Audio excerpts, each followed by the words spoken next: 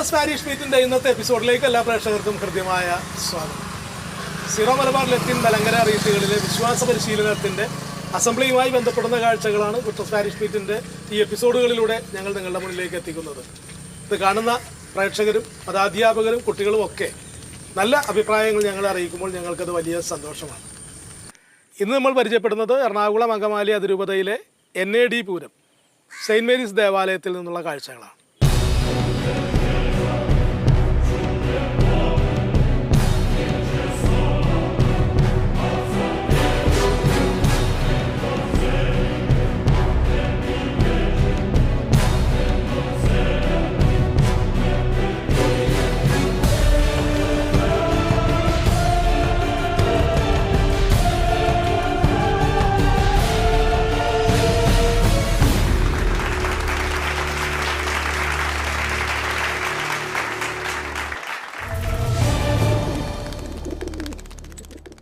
ദേവാലയത്തിനകത്ത് ഇപ്പോൾ മാതാപിതാക്കളും മതാധ്യാപകരും കുട്ടികളും ഒക്കെ ഉണ്ട്.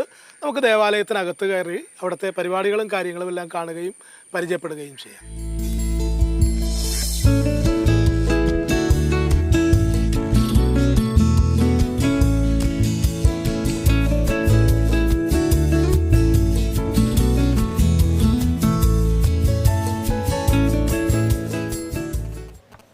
ഞാനിപ്പോൾ നിൽക്കുന്നത് എറണാകുളം അങ്കമാലി അതിരൂപതയിലെ NAD പൂരം സെയിൻറ്റ് മേരീസ് ദേവാലയത്തിൻ്റെ മദ്ബഹയുടെ അൾത്താരയുടെ മുൻപിലാണ്. ഗുഡ്നസ് പാരിഷ് മീറ്റിൻ്റെ കഴിഞ്ഞ എപ്പിസോഡ് നമ്മൾ അവസാനിപ്പിച്ചത് ഈ ദേവാലയത്തിൽ നിന്നുകൊണ്ടിട്ടാണ്. ഇന്നത്തെ കാഴ്ചകളിലേക്ക് നമുക്ക് കടക്കാം. വിശ്വാസ പരിശീലനം എന്തിനാണ്?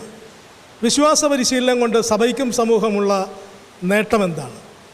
ദേവാലയത്തിൻ്റെ ബഹുമാനപ്പെട്ട വികാരി ബിജു തൈക്കാനത്തച്ഛൻ്റെ വാക്കുകളിൽ നിന്ന് നമുക്ക് കേൾക്കാം. നല്ലൊരു വക്കീൽ കൂടിയാണ് സഭയുടെ ഭാഗത്തു നിന്നും അല്ലാതെയും ഒക്കെ ഞാൻ അച്ഛനെ മൈക്ക് കൈമാറുന്നു. എറണാകുളം അങ്കമാലി അതിരൂപതയുടെ ആപ്തവാക്യം നന്മയിൽ വളരാം. നന്മയിൽ തീർച്ചയായിട്ടും വളരേണ്ടത് യേശുവിനെ പോലെയാണ്. അതോടൊപ്പം തന്നെ നന്മയിൽ വളർത്താം യേശു വളർത്തിയതുപോലെ. യേശു എങ്ങനെയാണ് വളർന്നതെന്ന് നമുക്കറിയാം. എങ്ങനെയാണ് വളർന്നേ? ജ്ഞാനത്തിലും പ്രായത്തിലും ദൈവത്തിൻ്റെയും മനുഷ്യരുടെയും പ്രീതിയിലും മാതാപിതാക്കന്മാർക്ക് വിധേയപ്പെട്ട് ഈശോ വളർന്നു. തീർച്ചയായിട്ടും ഈ ആപ്തവാക്യമാണ് നമ്മുടെ മക്കൾക്ക് കൈമാറുവാനായിട്ട് ആഗ്രഹിക്കുക. യേശു വളർന്നതുപോലെ നമ്മുടെ മക്കൾ വളരണമെന്ന വലിയ ആഗ്രഹം എറണാകുളം അങ്കമാലി അതിരൂപതയ്ക്കുണ്ട്, നമുക്കുണ്ട്, നമ്മുടെ അധ്യാപകർക്കുണ്ട്, മാതാപിതാക്കൾക്കുണ്ട്. അതോടൊപ്പം തന്നെ യേശുവിനെ വളർത്തിയതുപോലെ തന്നെ വളർത്തുവാനുള്ള ആഗ്രഹം നമുക്കുണ്ട്. യേശു ശിഷ്യന്മാരെ വളർത്തി, അവരെ വിളിച്ചു, നിങ്ങളെന്നെ അനുഗമിക്കുക, ഞാൻ നിങ്ങളെ മനുഷ്യരെ പിടിക്കുന്നവരാക്കാം. ആ മനുഷ്യരെ പിടിക്കുന്നത് തീർച്ചയായിട്ടും നന്മയിൽ വളർന്നുകൊണ്ടാണ്. സ്നേഹിക്കുവാനായിട്ട് പഠിപ്പിച്ചു, കാരുണ്യം കാണിക്കുവാനായിട്ട് പഠിപ്പിച്ചു, ക്ഷമിക്കുവാനായിട്ട് പഠിപ്പിച്ചു, പ്രാർത്ഥിക്കുവാനായിട്ട് പഠിപ്പിച്ചു, ദൈവഹിതം നിറവേറ്റുവാനായിട്ട് പഠിപ്പിച്ചു. അപ്പോൾ ഈശോ പഠിപ്പിച്ചതുപോലെ പഠിപ്പിക്കുവാനായിട്ട്, ഈശോ വളർത്തിയതുപോലെ വളർത്തുവാനായിട്ട്, ഈശോ വളർന്നതുപോലെ വളരുവാനായിട്ടാണ് തീർച്ചയായിട്ടും നമ്മൾ പരിശ്രമിക്കുക. അതിനായിട്ടാണ് ഞങ്ങൾ കാറ്റീസം ഞങ്ങളുടെ കുട്ടികൾക്ക് എടുക്കുക. അച്ഛൻ്റെ നല്ല വാക്കുകൾക്ക് നന്ദി പറയുന്നു. വളരെ ഭംഗിയായി ചുരുങ്ങിയ വാക്കുകളിൽ അച്ഛൻ ആ കാര്യത്തെക്കുറിച്ച് പറഞ്ഞു വെച്ചു. നന്മയിൽ വളരുവാൻ എന്നാണ് ഈ വർഷത്തെ ആപ്തവാക്യം. ഗുഡ്നസ് TVയുടെ ആപ്തവാക്യവും അതുതന്നെയാണ്, നന്മയിൽ വളരുവാൻ, നല്ലത് കാണുവാൻ എന്നുള്ളതാണ്. താങ്ക് യു അച്ഛൻ. അടുത്തത് നന്മയുടെ വാർത്തയാണ്. ദൈനംദിന ജീവിതത്തിൽ ഒരുപാട് നന്മയുള്ള കാര്യങ്ങൾ, നല്ലത് നാം കാണുന്നുണ്ട്, അറിയുന്നുണ്ട്. അത്തരമൊരു വാർത്തയിലേക്കാണ് നമ്മൾ പോകുന്നത്. വാർത്ത വായിക്കുന്നത്, പറയുന്നത് 8ാം ക്ലാസ്സിൽ പഠിക്കുന്നു ഏഞ്ചല. നോക്കി കേൾക്കാം എന്താണ് ആ നല്ല വാർത്ത. സവാരിക്കിടെ കളഞ്ഞു കിട്ടിയ സ്വർണ്ണമാല ഉടമസ്ഥന് തിരികെ നൽകി ഓട്ടോ ഡ്രൈവർ. ആര്യനാട്. സവാരിക്കിടെ കളഞ്ഞു കിട്ടിയ സ്വർണ്ണമാല ഉടമസ്ഥന് തിരികെ നൽകി ഓട്ടോ ഡ്രൈവർ. ആര്യനാട് ഇറവൂർ കോവിൽ വിളക്കാത്ത് വീട്ടിൽ K. സുരേഷ് കുമാറാണ് തിരുവോണ നാളിൽ ഓട്ടോ തൊഴിലാളികൾക്കായി അഭിമാന നിമിഷം നൽകിയത്. താമ്പൂനൂരിലെ പ്രീപെയ്ഡ് ഓട്ടോ സ്റ്റേഷനിലാണ് സുരേഷ് ഓട്ടോ ഓടിച്ചിരുന്നത്.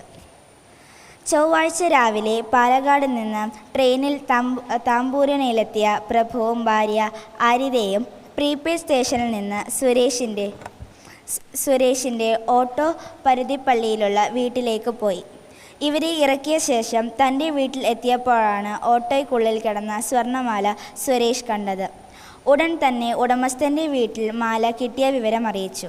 അപ്പോഴാണ് ഇവർ സ്വർണ്ണമാല കയ്യിൽ ഇല്ലായിരുന്നു എന്നറിയുന്നതും. സുരേഷ് ഉടമസ്ഥനും നെയ്യാർ ഡാം സ്റ്റേഷൻ എത്തി. അവിടെ വെച്ച് സ്വർണ്ണമാല കൈമാറി. മാലയ്ക്ക് 1.5 പവൻ തൂക്കമുണ്ടായിരുന്നു. പിന്നീട് ഉടമസ്ഥൻ സുരേഷിന് നന്ദി പറഞ്ഞു. നന്ദി.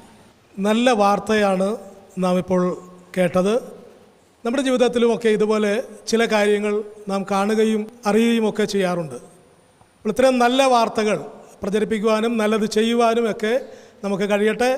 അടുത്തത് സഭാവാർത്തയാണ്. സഭാവാർത്ത വായിക്കുന്നത് ഡോയൽ, 11ാം ക്ലാസ്സിൽ പഠിക്കുന്നു അല്ലേ? വാർത്ത. സഭാവാർത്തകൾ. ബോഡി ഷേമിങ്ങിനെ അപലപിച്ച് ഫ്രാൻസിസ് മാർപ്പാപ്പ. ബോഡി ഷേമിംഗ് എന്ന വിപത്തിനെ അപലപിക്കുകയും എല്ലാ മനുഷ്യരുടെയും അന്തസ്സും മൂല്യവും ഉയർത്തി കാണിക്കുകയും ചെയ്ത് ഫ്രാൻസിസ് മാർപ്പാപ്പ. ചൈനീസ് സഭയുടെ ലക്ഷ്യം മതപരിവർത്തനമല്ല, ദൈവസ്നേഹം പങ്കിടലാണ്. ചൈന നടത്തുന്ന സുവിശേഷവൽക്കരണ പ്രവർത്തനത്തിലൂടെ മതപരിവർത്തനം എന്ന അജണ്ടയല്ല ലക്ഷ്യം വയ്ക്കുന്നത് എന്നും ദൈവസ്നേഹം പങ്കിടലാണ് ശ്രദ്ധ കേന്ദ്രീകരിച്ചെന്നും ഹോങ്കോങ് കർദിനാൾ സ്റ്റീഫൻ ചൗ സെപ്റ്റംബർ 28 റോമിൽ വെച്ച് നടന്ന അഭിമുഖത്തിൽ വെച്ച് പങ്കുവച്ചു. നന്ദി. നല്ല സഭാവാർത്തയാണ് നാം കേട്ടത്. നല്ലൊരു കയ്യടി കൊടുത്തേ. അടുത്തത് വിശുദ്ധയെ പരിചയപ്പെടുത്തുകയാണ്. സിസ്റ്റർ സോണിറ്റ FCC ആണ്. വിശുദ്ധ കൊച്ചുത്രേസ്യയെയാണ് ഇന്ന് പരിചയപ്പെടുത്തുന്നത്. നമുക്ക് ആ ജീവിത വഴികളിലൂടെ ഒന്ന് കടന്നു പോകാം. ഈ വിശുദ്ധയുടെ പേരറിയാമോ? വിശുദ്ധ കൊച്ചുത്രേസ്യ. 24 വർഷത്തെ ജീവിതം കൊണ്ട് ഈ ആധുനിക കാലത്തെ ഏറ്റവും വലിയ വിശുദ്ധിയെന്ന് പ്രഖ്യാപിക്കപ്പെട്ടവളാണ് ലിസിയിലെ വിശുദ്ധ കൊച്ചുത്രേസ്യ. ശിശുസഹജമായ ദൈവാശ്രയബോധവും സ്നേഹത്തിൻ്റെ കുറുക്കുവഴി വഴിയുമാണ് അവൾ വിശുദ്ധിയായി പ്രഖ്യാപിക്കപ്പെട്ടത്.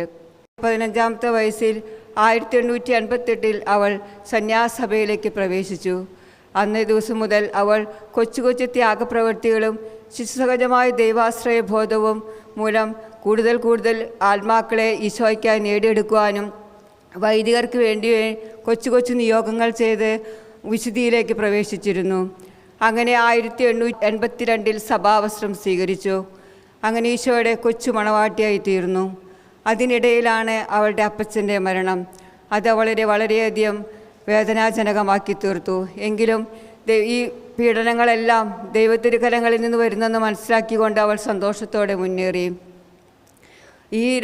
ഈ അപ്പച്ചൻ്റെ മരണവും അവളെ വളരെയധികം വേദനപ്പെടുത്തിയെങ്കിലും ഈശോയുള്ള സ്നേഹത്തിൽ നിന്ന് ഒരിക്കലും അവൾ പിന്തിരിഞ്ഞില്ല. ആ സ്നേഹത്തിൽ ആഴ്ന്നമർന്നു നിന്നു. അങ്ങനെ അവൾക്കിടയ്ക്കിടെ തൊണ്ടവേദനയും പനിയും അവളെ അലട്ടിയിരുന്നു.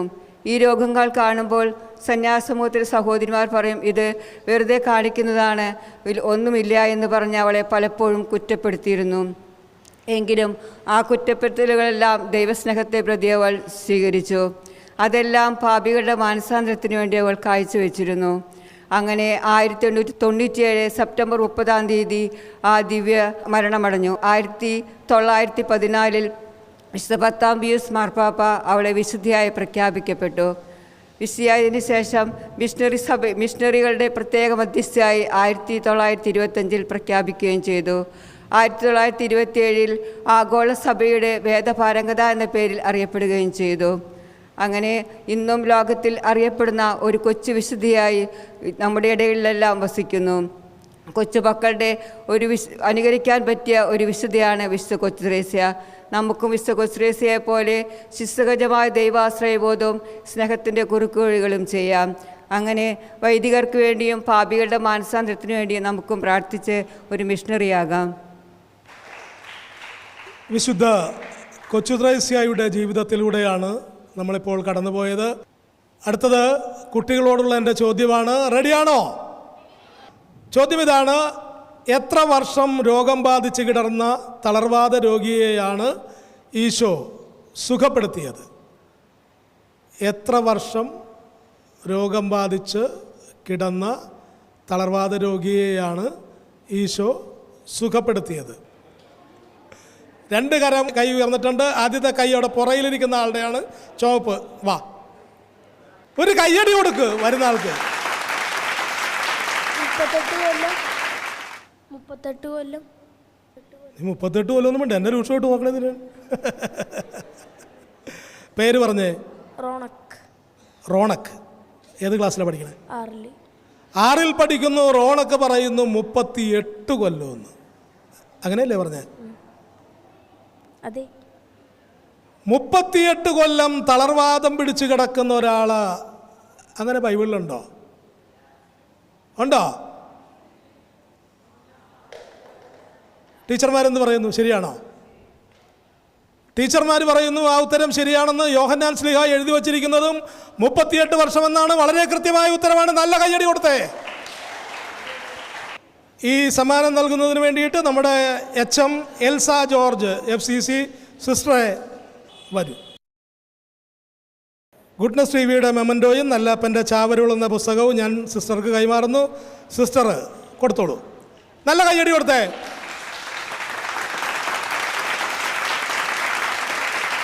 രണ്ടാമത്തെ ചോദ്യം ഇതാണ്. റെഡിയാണോ? ഓക്കെ.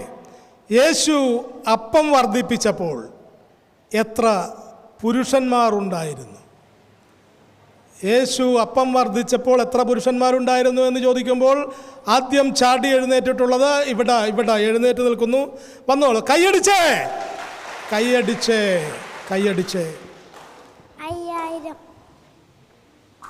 5000 പുരുഷന്മാരൊക്കെ ഉണ്ടാവുമോ? ആ കാലത്തൊക്കെ ഉണ്ടാവുമോ? ശരിയാണോ? പേരെന്ന് പറഞ്ഞേ. ഏബൽ ഏത് ക്ലാസ്സിലാണ് പഠിക്കണേ? 3ാം ക്ലാസ്സിൽ പഠിക്കുന്നു. ഏബൽ ചോദ്യം കേട്ട ഉടൻ തന്നെ ചാടി എഴുന്നേറ്റ് 5000 പുരുഷന്മാരെന്ന് പറയുന്നു. ആ ഉത്തരം വളരെ കൃത്യമായ ഉത്തരമാണ്. നല്ല കയ്യടി കൊടുത്തേ. ഗുഡ്നസ് ടിവിയുടെ മെമൻറ്റോയും നല്ലപ്പൻ്റെ ചാവരുൾ എന്ന പുസ്തകവും ഞാൻ സിസ്റ്റർക്ക് കൈമാറുന്നു. സിസ്റ്റർ ഏബലിന് കൊടുത്തോ.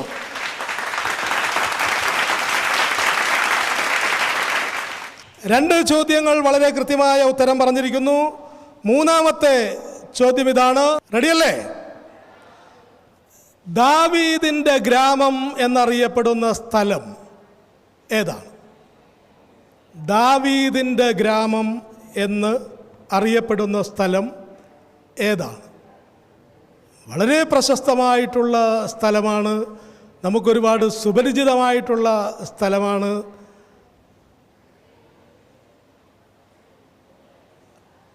അവിടെ ഒരു കണ്ണട വെച്ചയാള് കൈ ഉയർത്തിയിട്ടുണ്ട്. നല്ല കൈയടി കൊടുത്തേ. ബെത്ലഹേം, അപ്പത്തിൻ്റെ നാട്. ബെത്ലഹേം എന്നാണ് ഉത്തരം പറഞ്ഞിരിക്കുന്നത്. ശരിയാവോ? ടീച്ചർമാർ തല ഉയർത്തുന്ന അവിടെ ഇളക്കുന്നുണ്ട്. ശരിയാണോ മക്കളെ? അപ്പത്തിൻ്റെ നാട് എന്ന് പറഞ്ഞാൽ ഞാൻ തെറ്റിച്ചു പറഞ്ഞതാ. യോഹന്നാന്റെ സുവിശേഷം 7-ാം അധ്യായത്തിൻ്റെ 42-ാം വാക്ക് വളരെ കൃത്യമായ ഉത്തരമാണ്. ബെത്ലഹേം എന്നുള്ളത് വളരെ കൃത്യമായ ഉത്തരമാണ്.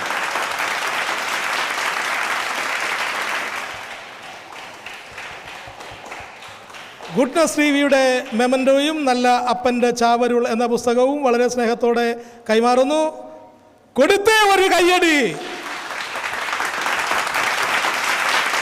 നാലാമത്തേതും അവസാനത്തേതുമായിട്ടുള്ള ചോദ്യമാണ്. എല്ലാവർക്കും അറിയാവുന്ന ഉത്തരമാണ്. അതുകൊണ്ടിട്ട് ആദ്യം കൈ ഉയർത്തിയാൽ ഗുഡ്നസ് ടിവിയുടെ മെമൻറ്റോ വീട്ടിലെ ഷോക്കേസിൽ വയ്ക്കാം. ചോദ്യം ഇതാണ്. തോമസിൻ്റെ മറ്റൊരു പേര്.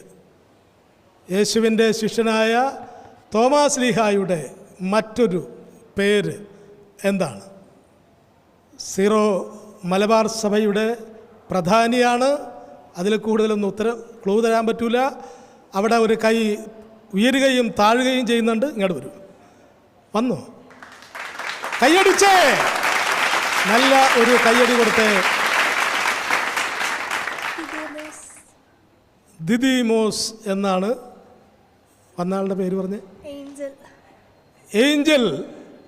മാലാഖ പറയുന്നു ദിദിമോസ് ആണെന്ന്. ദിദിമോസ് ആണോ? ദിദിമോസ് ആണോ? തോമാസ് ശ്ലീഹായുടെ മറ്റൊരു പേര് ദിദിമോസ് എന്നാണെന്നെങ്കിൽ പിന്നെ നിങ്ങൾ നോക്കിയിരിക്കുന്നത് എന്തിനാണ്? നല്ല കയ്യടി കൊടുത്തൂടെ? വളരെ കൃത്യമായ ഉത്തരമാണ് ദിദിമോസ് എന്നുള്ളത്. തോമാസ് ശ്ലീഹായുടെ മറ്റൊരു പേര് ദിദിമോസ് എന്നാണ്. ഒരുപാട് തവണ നമ്മളത് കേട്ടിട്ടുണ്ട്. തോമാസ് ശ്ലീഹായുടെ തിരുനാളിലും ദുഃഖാനകളിലും ഒക്കെ ഒരുപാട് പ്രാവശ്യം പറഞ്ഞിട്ടുള്ള കാര്യമാണ്. സെയിൻറ്റ് മേരീസ് ദേവാലയത്തിൽ മതബോധനത്തിന് മുൻപ്, കുർബാനയ്ക്ക് മുൻപായിട്ട് കുട്ടികളെ ഒരുക്കുന്ന ഒരു ക്ലാസ്സുണ്ട്. ടീച്ചറാണ് അതിനുള്ള ഒരുക്ക ക്ലാസ് നടത്തുന്നത്. ടീച്ചർ ഡയാന സാനു എന്നാണ് ടീച്ചറുടെ പേര്. ഏതായാലും നമുക്കതിൻ്റെ ആ ഒരുക്ക ക്ലാസ്സിൻ്റെ ഒരു മോഡൽ നമുക്ക് കാണാം. ഈശോ മിശിഹായ്ക്ക് സ്തുതിയായിരിക്കട്ടെ. കഴിഞ്ഞ ക്ലാസ്സുകളിലൊക്കെ നമ്മൾ എങ്ങനെയാണ് കുർബാനയ്ക്ക് ഒരുങ്ങേണ്ടത്, ഈശോയ്ക്ക് വരുമ്പോൾ എന്തൊക്കെയാണ് നമ്മൾ ബലിവസ്തുക്കൾ കൊണ്ടുവരേണ്ടതെന്നൊക്കെ നമ്മൾ കണ്ടു അല്ലേ? എന്തൊക്കെയാണ് കൊണ്ടുവരേണ്ടത് ഈശോയ്ക്ക് കൊടുക്കാനായിട്ട്? നമ്മളെ തന്നെ കൊണ്ടുവരണം, പിന്നെ ഏതെങ്കിലും പാപിയായ മനുഷ്യരെ കൊണ്ടുവരണം, പിന്നെ വൈദികരെ കൊണ്ടുവരണം. ഇങ്ങനെ നമ്മൾ തലേന്ന് ഒരുങ്ങി വരികയാണ്. ഇന്ന് നമ്മൾ ഒരു കാര്യം ഞാൻ നിങ്ങൾ എപ്പോഴും ചോദിക്കാറുണ്ട്, ബൈബിളിലെ ആദ്യത്തെ പുസ്തകം ഏതാണ്? ഉൽപ്പത്തി. ഇടുക്കി. അപ്പോൾ എല്ലാവർക്കും അറിയാവുന്നതാണ്. ആദ്യ മാതാപിതാക്കൾ ആരൊക്കെയായിരുന്നു? അവരുടെ മക്കളുടെ പേരെന്താണ്? കായേൻ്റെ ജോലി എന്തായിരുന്നു? കൃഷി. അത് തന്നെ. ആബേലിൻ്റെ ജോലി? ഇവർ രണ്ടുപേരും സഹോദരങ്ങളാണ്. കായേൻ തൻ്റെ കൃഷിയിലെ ഒരു ഭാഗം ദൈവത്തിന് അർപ്പിക്കാൻ വേണ്ടി കൊണ്ടുവരുന്നു. ആബേലും തൻ്റെ ആടുകളിൽ നിന്ന് ബലിയർപ്പിക്കാൻ കൊണ്ടുവരുന്നു. ആരുടെ ബലിയാണ് ദൈവം സ്വീകരിച്ചത്? ആരുടെയായിരുന്നു? ആബേലിൻ്റെ ബലിയാണ് സ്വീകരിച്ചത്. അപ്പോൾ എന്ത് തോന്നി കായേന്? അവന് ആകെ ദേഷ്യം തോന്നി. അപ്പോൾ ദൈവം പറഞ്ഞു, നീ എന്തിനാ സങ്കടപ്പെടുന്നേ? നിന്റെ ബലിയും ഞാൻ സ്വീകരിക്കുമായിരുന്നു, എങ്ങനെയാണെങ്കിൽ നീ നല്ലതാണ് ചെയ്തതെങ്കിൽ. അപ്പോൾ നമ്മൾ ബലിയർപ്പിക്കാൻ വരുമ്പോൾ നമ്മുടെ ബലി, നമ്മൾ ഈശോയ്ക്ക് കൊണ്ടുവരുന്ന പ്രാർത്ഥനകൾ, നമ്മളെ തന്നെ ഒക്കെ അത് ദൈവത്തിന് സ്വീകരിക്കണമെങ്കിൽ നമ്മൾ എന്താവണം? നല്ലത് ചെയ്യണം അല്ലേ? അപ്പം നമ്മൾ നന്നായിട്ട് അപ്പോൾ നമുക്ക് എന്തെങ്കിലും തെറ്റ് ചെയ്തെങ്കിൽ വലിയ ചേട്ടന്മാരും ചേച്ചിമാരൊക്കെ കുമ്പസാരത്തിൽ പോയി കുമ്പസാരിച്ച് ഒരുങ്ങണം. കുഞ്ഞു കുട്ടികളെ ഈശോയോട് പറയണം, ഈശോയെ എനിക്ക് തെറ്റ് പറ്റിപ്പോയി, പക്ഷെ എനിക്ക് ഇന്ന് കുർബാന നന്നായിട്ട് എനിക്ക് ഈശോയ്ക്ക് ഇതെല്ലാം സമർപ്പിക്കണം. അതുകൊണ്ട് ആബേലും കായേനും അർപ്പിച്ച ബലി പോലെ അവർക്ക് നല്ല രീതിയിൽ അർപ്പിച്ചാൽ ദൈവം ആ ബലി സ്വീകരിക്കും. നിങ്ങൾ ഓർക്കുക, ഇവിടെ ഈ അൾത്താരയിൽ എന്താ വെക്കുന്നത്? ഒരു അപ്പവും കുറച്ച് വൈനും ഉണ്ടാവും അല്ലേ? ഇത് രണ്ടും ഇത് അച്ഛൻ കൈകൾ അതിൻ്റെ മീതെ വയ്ക്കുമ്പോൾ അത് പരിശുദ്ധാത്മാവ് എന്താക്കിയാ മാറ്റുന്നത്? അപ്പത്തെ എന്താക്കി മാറ്റും? ഈശോയുടെ ശരീരമാക്കി മാറ്റും. വൈൻ എന്തായി മാറും? ഈശോയുടെ രക്തമായി മാറും. അപ്പോൾ ഓർക്കുക, പരിശുദ്ധ ത്രിത്വം ഈ അൾത്താരയിലേക്ക് വരുന്ന സമയമാണ്. നമ്മൾ ഒത്തിരി പ്രാവശ്യം കേട്ടു, സീനായി മലയിൽ ദൈവത്തിൻ്റെ മഹത്വം ഇറങ്ങി വന്നപ്പോൾ അവിടെ എന്താ സംഭവിച്ചേ? അവിടെ മുഴുവനും മല കുലുങ്ങി, അവിടെ കൊടുങ്കാറ്റ് വീശി. അത്രയും മഹത്വം ഇവിടെ വരുമ്പോൾ ഈശോ അതുപോലെ അങ്ങ് കൊടുങ്കാറ്റ് വീശുന്നതായിട്ട് ഒരുപക്ഷെ നമുക്ക് തോന്നില്ല. പക്ഷെ അതേ ദൈവം തന്നെ അൾത്താരയിൽ ഇറങ്ങി വരുന്ന സമയമാണ്. അപ്പോൾ നമ്മൾ ഒരുക്കത്തോടു കൂടി നമ്മളെപ്പോഴും വിശുദ്ധ കുർബാനയിൽ പങ്കെടുക്കുക. നമ്മുടെ തെറ്റുകളൊക്കെ ഏറ്റുപറഞ്ഞ് സന്തോഷത്തോടും സ്നേഹത്തോടും കൂടി എല്ലാവരോടുള്ള വഴക്കൊക്കെ മാറ്റി വരണം. ഓക്കെ? ആരോടും വഴക്കിടരുത്. ആരോടെങ്കിലും വഴക്കുണ്ടെങ്കിൽ അവരോടൊക്കെ മനസ്സുകൊണ്ട് ക്ഷമിച്ച് കുർബാനയ്ക്ക് എല്ലാവരും നന്നായിട്ട് ഒരുങ്ങണം. Okay, thank you. ഒരുക്ക ക്ലാസ്സാണ് നമ്മളിപ്പോൾ കണ്ടത്. എല്ലാ ദേവാലയങ്ങളിലും നമുക്കിത് കാണാൻ കഴിഞ്ഞിട്ടില്ല, എങ്കിൽ ചില ദേവാലയങ്ങളിലെല്ലാം നമ്മളിത് കണ്ടിട്ടുമുണ്ട്. കുട്ടികളെ വിശുദ്ധ ബലിയർപ്പണത്തിന് മുൻപ് വിശുദ്ധ ബലിക്കായും മതബോധനത്തിനും ഒക്കെയായി ഇതുപോലെ ഒരുക്കുന്നത് വളരെ നല്ലൊരു കാര്യമാണ്. അടുത്തത് മതബോധന അധ്യാപകരോടുള്ള എൻ്റെ ചോദ്യമാണ്. റെഡിയാണോ? ഓക്കെ, ചോദ്യം ഇതാണ്: യോഹന്നാൻ എന്തിന് സാക്ഷ്യം നൽകാൻ വന്നതാണ്? യോഹന്നാൻ എന്തിന് സാക്ഷ്യം നൽകാൻ വന്നു എന്ന് ചോദിക്കുമ്പോൾ അവിടെ പിന്നിൽ ഒരു ടീച്ചർ സത്യത്തിന് എന്ന് പറഞ്ഞിട്ടുണ്ട്. ആ ഉത്തരം ശരിയല്ലാത്തത് കൊണ്ടിട്ടാണ് ഞാൻ ഇങ്ങോട്ട് വിളിക്കാത്തത്. യോഹന്നാൻ എന്തിന് സാക്ഷ്യം നൽകാൻ വന്നു എന്ന് ചോദിക്കുമ്പോൾ ഈ പ്രപഞ്ചം മുഴുവൻ ഇപ്പോൾ നിറഞ്ഞു നിൽക്കുന്നത് ആ സാക്ഷ്യമാണ്. ഈ ദേവാലയം മുഴുവൻ നിറഞ്ഞു നിൽക്കുന്നത് ആ സാക്ഷ്യമാണ്. അതിൽ കൂടുതൽ അതിനൊരു ക്ലൂ തരാൻ പറ്റൂല, അതുകൊണ്ടിട്ടാണ്. ഇവിടെ ഒരു ടീച്ചർ എൻ്റെ അടുത്ത് എത്തിയിട്ടുണ്ട്. നമുക്ക് ടീച്ചറുടെ പേരൊന്നറിയാം. Diana Joseph. ഡയാന ടീച്ചറാണ് വന്നിട്ടുള്ളത്. ആ ഉത്തരം എന്താണ്? പ്രകാശത്തിന് സാക്ഷ്യം നൽകുവാൻ. പ്രകാശം എന്ന് പറഞ്ഞാൽ വെളിച്ചം എന്നാണ്. യോഹന്നാൻ വെളിച്ചത്തിന് സാക്ഷ്യം നൽകാൻ വന്നു എന്നാണ് യോഹന്നാൻ്റെ സുവിശേഷത്തിൽ വളരെ ഭംഗിയായി രേഖപ്പെടുത്തി വച്ചിട്ടുള്ളത്. 2 ക്ലൂ ഞാൻ പറഞ്ഞു. ലോകം മുഴുവൻ ഇപ്പോൾ നിറഞ്ഞു നിൽക്കുന്നു, ഈ ദേവാലയം മുഴുവൻ പ്രകാശിച്ചു നിൽക്കുന്നു എന്നൊക്കെ പറഞ്ഞത് ആ വെളിച്ചത്തിനെ സൂചിപ്പിച്ചുകൊണ്ടിട്ടാണ്. വളരെ കൃത്യമായ ഉത്തരമാണ്. നല്ല കയ്യടി കൊടുത്തേ. ടീച്ചർക്ക് സമ്മാനം നൽകുന്നതിന് വേണ്ടിയിട്ട് നമ്മുടെ ദേവാലയത്തിൻ്റെ ബഹുമാനപ്പെട്ട വികാരി ബിജു തേക്കാനത്ത് അച്ഛനെ ഒരിക്കൽ കൂടി ഞാൻ ഈ മദ്ബഹയുടെ മുൻപിലേക്ക് സ്വാഗതം ചെയ്യുന്നു. ഗുഡ്നസ് ടിവിയുടെ മെമൻറ്റോ, ഈശോയുടെ തിരുഹൃദയത്തിൻ്റെ മനോഹരമായൊരു ഫോട്ടോ സ്റ്റാൻഡ്, നെല്ലപ്പൻ്റെ ചാവരുൾ എന്നീ 3 സമ്മാനങ്ങളാണ്. ഒരു കയ്യടി കൊടുത്തേ, നല്ല കയ്യടി കൊടുത്തേ.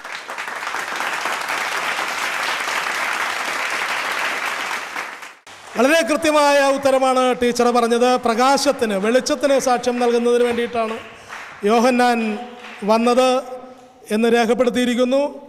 യോഹന്നാൻ്റെ സുവിശേഷം 1-ാം അധ്യായത്തിൻ്റെ 7-ാം വാക്യമാണ്.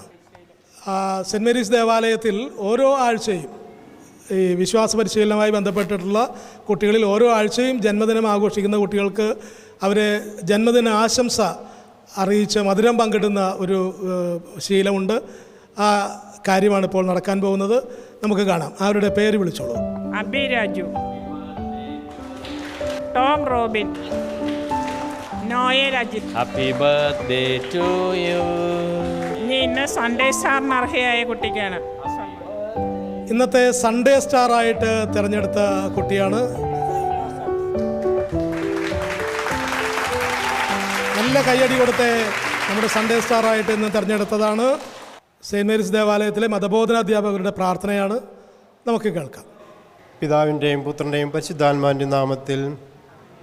ഞങ്ങളുടെ പിതാവും മാതാവുമായ ദൈവമേ, ഞങ്ങളോട് കൂടെയുള്ള അങ്ങയുടെ സാന്നിധ്യത്തിന് ഞങ്ങൾ നന്ദി പറയുന്നു.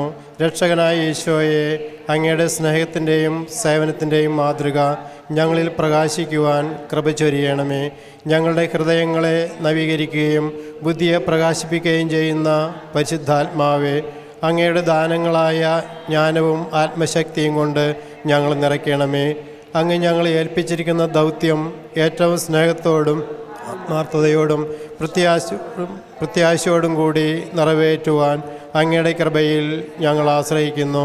സ്നേഹത്തിൻ്റെയും കാരുണ്യത്തിൻ്റെയും ക്ഷമയുടെയും സാഹോദര്യത്തിൻ്റെയും സുവിശേഷം ഞങ്ങളുടെ ജീവിതത്തിലൂടെ കുട്ടികൾ വായിച്ചെടുക്കുവാൻ ഞങ്ങളുടെ ജീവിതങ്ങളെ നവീകരിക്കണമേ.